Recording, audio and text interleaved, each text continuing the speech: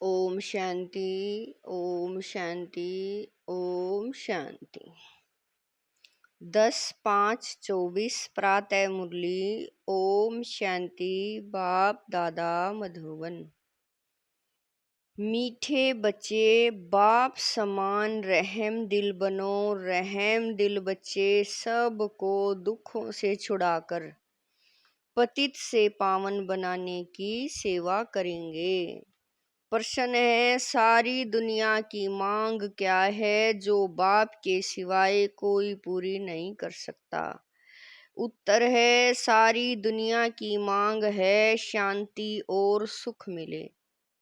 सभी बच्चों की पुकार सुनकर बाप आते हैं। बाबा बेहद का है, इसीलिए उसे बहुत फुरना है कि मेरे बच्चे कैसे दुखी से सुखी बने। बाबा कहते, बच्चे पुरानी दुनिया भी मेरी है, मेरे ही सब बच्चे हैं। मैं आया हूँ सबको दुखों से छुड़ाने। मैं सारी दुनिया का मालिक हूँ, इसे मुझे ही पतित से पावन बनाना है। ओम शांति। बाप पावन बना रहे हैं बच्चों को, तो जरूर बाप से प्यार चाहिए। भले भाइयों भाइयों का आपस में प्यार तो ठीक है, एक बाप के सब बच्चे आपस में भाई भाई हैं, परंतु पावन बनाने वाला एक बाप ही है। इसीलिए सब बच्चों का लव एक बाप से ही चला जाता, एक बाप में ही चला जाता है। बाप कहते हैं, बच्चों माँ में कम याद करो।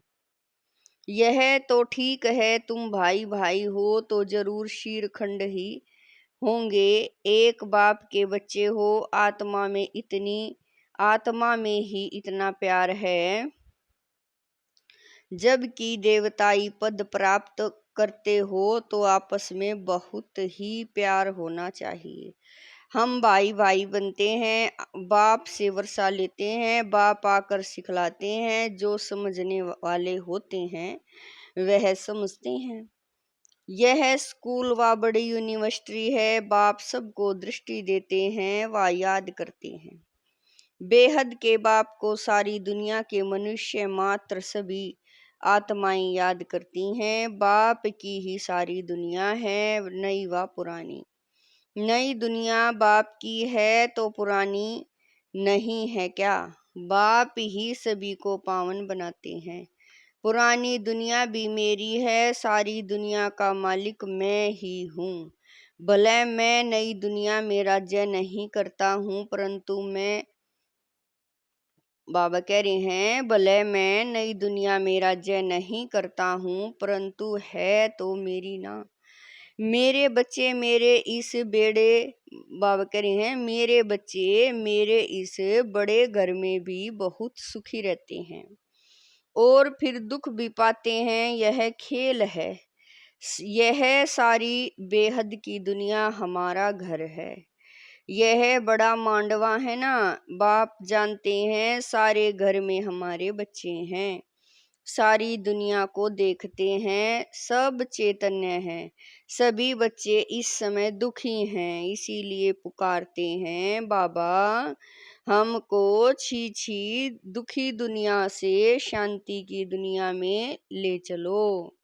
शांति देवा बाप को ही पुकारते हैं, देवताओं को तो कह न सके।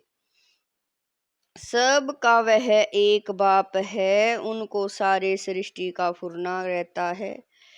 बेहद का घर है, बाप जानते हैं। इस बेहद घर में इस समय सब दुखी हैं, इसीलिए कहते हैं शांति देवा सुख देवा। दो चीजें मांगते हैं ना। अभी तो जानते हो हम बेहद के बाप से सुख का वर्षा ले रहे हैं। बाप आकर हमको सुख भी देते हैं, शांति भी देते हैं, और कोई सुख शांति तो देने वाला है नहीं। बाप को ही तरस पड़ेगा, वह है बेहद का बाप। तुम समझते हो हम बाबा के बच्चे बहुत सुखी थे जबकि पवित्र थे, अब अपवित्र बनने से दुखी हो जाते हैं। काम चिता पर बैठ काले पतित बन जाते हैं। मूल बात है कि बाप को भूल जाते हैं। जिस बाप ने इतना ऊंच पद दिया, गाते भी हैं, ना तुम मात पिता हम बालक तेरे, तेरी कृपा से सुख गनेरे थे। सो फिर तुम अभी ले रहे हो, क्योंकि अब दुख गनेरे हैं। यह है तमो प्रधान दुनिया, विषय सागर में गोते खाते रहते हैं। समझते कुछ नहीं है, तुमको अब समझ आई है। तुम समझते हो कि यह रौरव नरक है। बाप बच्चों से पूछते हैं, अभी तुम नरकवासी हो या स्वर्गवासी हो? जब कोई मरता है तो झट कह देते हैं स्वर्गवासी हुआ, अर्थात सब दुखों से दूर हुआ। फिर नरक की चीजें उनको क्यों सिखलाते हो? यह भी समझते नहीं। बाप आकर स्वर्ग की स्थापना करते हैं, तुम बच्चों को राजयोग सिखलाते हैं। बाप कहते हैं, मीठे बच्चे, मैं तुमको यह नॉलेज सुनाता हूँ, मेरे में ही यह नॉलेज है, ज्ञान सागर में हूँ। कहते हैं यह शास्त्रों की अथॉरिटी है, लेकिन वह भी आत्माएं है ना, यह भी समझते नहीं। बाप का ही पता नहीं है। बाप जो विश्व का मालिक बनाते हैं, उनके लिए कहते हैं ठिक्कर भीतर सब में है। व्यास भगवान ने क्या क्या बातें लिख दी है, मनुष्यों को कुछ भी पता नहीं है। बिल्कुल आरफन बन आपस में लड़ते झगड़ते रहते हैं। बाप रचता और रचना के आदि मध्य अंत को कोई नहीं जानते हैं। बाप अपना और रचना के आदि मध्य अंत का राज समझाते हैं, और तो कोई बता न सके। तुम कोई से भी पूछो जिसको ईश्वर भगवान रचता कहते हो, उनको तुम जानते हो क्या? ठिक्कर भीतर में ईश्वर कहना ही जानना है। पहले अपने को तो समझो।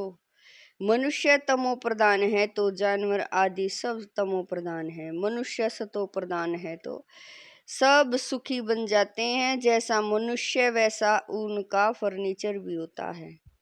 साहूकार लोगों का फर्नीचर भी अच्छा होता है। तुम तो बिल्कुल सुखी विश्व के मालिक बनते हो, तो तुम्हारे पास हर चीज सुखदाई है। वहां दुखदाई कोई चीज होती नहीं। यह नरक है ही गंदगी दुनिया। बाबा कह रही हैं, यह नरक है ही गंदी दुनिया। बाप आकर समझाते हैं, भगवान तो एक ही है, वही पतित पावन है। स्वर्ग की स्थापना करते हैं, देवताओं की महिमा भी गाते हैं, सर्वगुण संपन्न। मंदिरों में जाकर देवताओं की उपमा अपनी निंदा करते हैं, क्योंकि सभी भ्रष्टाचारी हैं। शिष्टाचारी स्वर्गवासी तो यह लक्ष्मी नारायण है, जिनकी सब पूजा करते हैं, सन्यासी भी करते हैं। सतयुग में ऐसे नहीं होता। तुम्हारा सन्यास है बेहद का। बेहद का बाप आकर बेहद का सन्यास कराते हैं। वह है हठ योग हद का सन्यास। वह धर्म ही दूसरा है। बाप कहते हैं, तुम अपने धर्म को भूल कितने धर्मों में घुस पड़े हो। अपने भारत का नाम ही हिंदुस्तान रख दिया है और फिर हिंदू धर्म कह दिया है। वास्तव में हिंदू धर्म तो कोई ने स्थापन ही नहीं किया है। मुख्य धर्म है ही चार, देवी देवता, इस्लामी, बौद्धी और क्रिश्चियन। तुम जानते हो यह सारी दुनिया आइलैंड है, इसमें रावण का राज्य है। रावण देखा है, जिनको घड़ी घड़ी जलाते हैं, यह सबसे पुराना दुश्मन है। यह भी समझते नहीं कि हम क्यों जलाते हैं। समझ चाहिए ना। यह कौन है, कब से जलाते आए हैं? समझते हैं परंपरा से। अरे उनका भी कोई हिसाब तो चाहिए ना। तुमको कोई जानते ही नहीं। तुम हो ब्रह्मा के। तुमसे कोई पूछे तुम किसके बच्चे हो? अरे हम ब्रह्मा कुमार कुमारियां हैं, तो उनके बच्चे ठहरे ना। ब्रह्मा किसका बच्चा? शिव बाबा का। हम उनके पोत्रे ठहरे। सभी आत्माएं उनके बच्चे हैं। फिर शरीर में पहले ब्राह्मण बनते हैं, प्रजापिता ब्रह्मा है ना। इतनी प्रजा कैसे रचते हैं यह तुम जानते हो, यह एडोप्शन है, शिव बाबा एडोप्ट करते हैं ब्रह्मा द्वारा। मेला भी लगता है, वास्तव में मेला वहां लगना चाहिए जहां ब्रह्मपुत्रा बड़ी नदी सागर में जाकर मिलती है। उस संगम पर मेला लगना चाहिए। यह मेला यहाँ है। ब्रह्मा यहाँ, बाबा कह रहे हैं यह मेला यहाँ है, ब्रह्मा बैठा है, तुम जानते हो, बाप भी है और बड़ी माँ भी, तो यह है, परंतु मेल है, इसीलिए अम्मा को मुकर्रर कर किया जाता है कि तुम इन आत्माओं को संभालो। बाप कहते हैं मैं तुमको सदगति देता हूँ, तुम जानते हो यह देवताएं हैं डबल अहिंसक, क्योंकि वहां रावण होता ही नहीं, भक्ति से होती है रात, ज्ञान से दिन, ज्ञान सागर एक बाप ही है उनके लिए। फिर कह देते हैं सर्वव्यापी बाप आकर यह समझाते हैं और बच्चों को ही समझाते हैं। शिव भगवान वाच है ना, शिव जयंती मनाते हैं तो जरूर कोई में आते हैं, कहते हैं मुझे प्रकृति का आधार लेना पड़ता है, मैं कोई छोटे बच्चे का आधार नहीं लेता हूँ। श्री कृष्ण तो बच्चा है ना, मैं तो उनके बहुत जन्मों के अंत में 100 भी वानप्रस्थ अवस्था में प्रवेश करता हूँ। वानप्रस्थ अवस्था के बाद ही मनुष्य भगवान को सिमरण करते हैं, परंतु भगवान को यथार्थ कोई भी जानते नहीं। ये तब बाप कहते हैं यदा यदा ही धर्मस्य ग्लानिर्भवति भारते धर्म संस्थापनार्थे संभवामि युगे युगे। मैं भारत में ही आता हूँ, भारत की महिमा अपरंपार है।